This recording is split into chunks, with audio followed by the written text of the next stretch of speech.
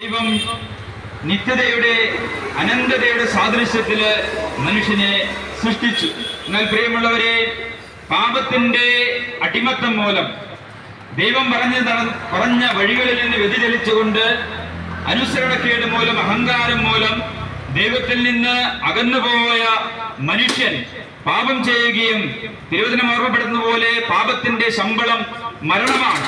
ഉൽപ്പത്തി പുസ്തകത്തിന്റെ ആദ്യ താളുകളിൽ തന്നെ ദൈവം കൽപ്പിച്ചിരുന്നു, നീ ദൈവവചനത്തിന്, ദൈവഹിതത്തിന് വിരുദ്ധമായിട്ട് പ്രവർത്തിക്കരുത്, അങ്ങനെ ചെയ്യുന്ന പക്ഷം നീ മരിക്കും.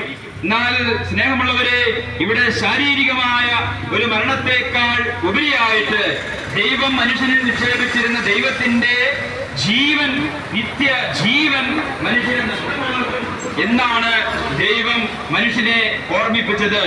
എന്നാൽ ദൈവവചനത്തോടുള്ള അവിശ്വസ്തത മൂലം ദൈവത്തെ വിശ്വസിക്കുന്നതിലും സ്നേഹിക്കുന്നതിലും അധികമായി ഈ ലോക മോഹങ്ങൾക്ക് അടിമപ്പെട്ട് പിശാചിന്റെ വാക്കുകൾക്ക് മുൻഗണന കൊടുത്തുകൊണ്ട് ഈ ലോകത്തിന്റെ നേട്ടങ്ങൾക്ക് വേണ്ടി, നൈമിഷിക സുഖങ്ങൾക്ക് വേണ്ടി ദൈവത്തിന്റെ വാഗ്ദാനത്തെയും വചനത്തെയും നിരാകരിച്ചുകൊണ്ട് വിശുദ്ധിയുടെ പ്രതിഫലമായ നിത്യജീവനെ പ്രണവത്കരിച്ചുകൊണ്ട് മനുഷ്യൻ പാപം ചെയ്തപ്പോൾ ശാരീരികമായ മരണം സംഭവിക്കുന്നതിന് മുൻപേ ദൈവം മനുഷ്യന് നിക്ഷേപിച്ചിരുന്ന നിത്യതയുടെ ജീവൻ, നിത്യജീവൻ, ദൈവത്തിന്റെ ആത്മാവിന്റെ ആവരണം, ദൈവീക ചൈതന്യം മനുഷ്യനിൽ നിന്ന് വിട്ടുപോയി.